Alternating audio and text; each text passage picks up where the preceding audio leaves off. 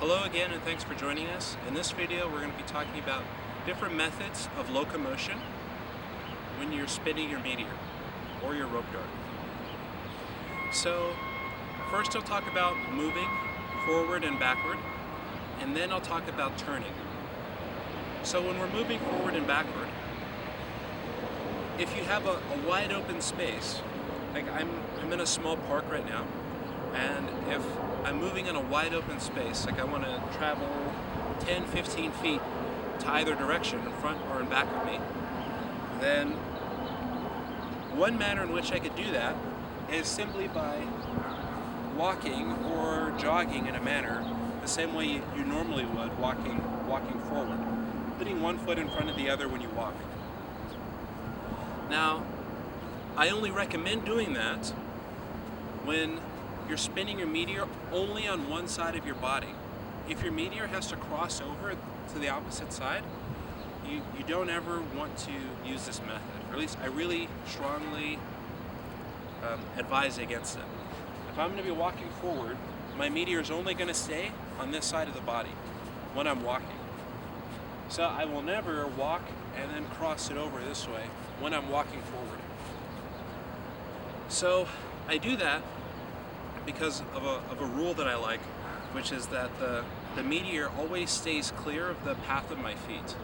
And this will make more sense shortly when I discuss the next segment of this video.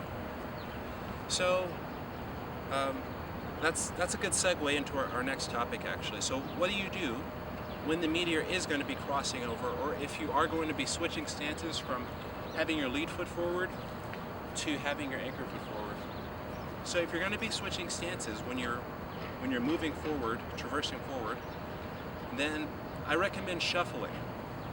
So when you're shuffling, remember your feet, they never cross over each other. Okay, so your heels can come together, but they don't cross. Okay, regardless of which direction you're moving, your heels can come together, but they don't cross. Now there are movements that reinforce this pattern of movement, and I'll get to those a little bit later on in the tutorial series.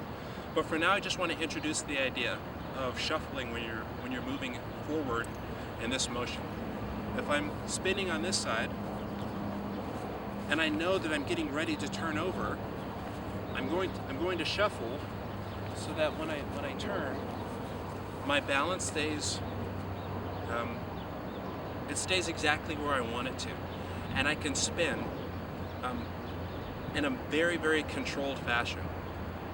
Practically, I guess from a self-defense standpoint, you always want all of your stances to be as absolutely defensible as possible. So if you know you're going to be changing stances or twisting your upper torso, if my target area is here, I want to keep a low profile here, so I'm always going to be facing sideways. And when I turn, this allows me to really control my weight to keep it nice and center when I spin. And so I can turn quickly and efficiently without making a big target of myself. So there are a number of different reasons for why you would move in this manner. But you might find that it's a lot easier to control your meteor, especially if you're going to be doing a lot of twisting, to move in a manner which involves shuffling, something like this, as opposed to just walking forward normally. Alright, so now let's talk about turning. So the first way that I'll discuss is something that I call V-stepping, but this is just a simple pivot. So you pick a foot that's going to be anchored to the floor, and it's going to be a pivot point. So right now I'll use my lead foot, which is my right foot right now. So my right foot, my lead foot is going to stay in place. My left foot, my anchor foot, is going to take a step towards my lead side. So first I have to pivot to open up my hips, and then I can step through. From here, I'm switched into a stance, I can switch into a mountain stance, facing that way, or I can pivot again. Turning this way to pivot, and then stepping through again. Going the opposite way, I can use my anchor foot as a pivot point, and I can use my lead foot to step. So first I open up my hips by pivoting my foot outward, getting ready to turn, and then I can take a step forward, I can pivot, and I can take a step. And you can very easily do this when you're spinning. So if I'm going to do this spinning, pivot, step, pivot, step. And I can do that. I can go the opposite direction.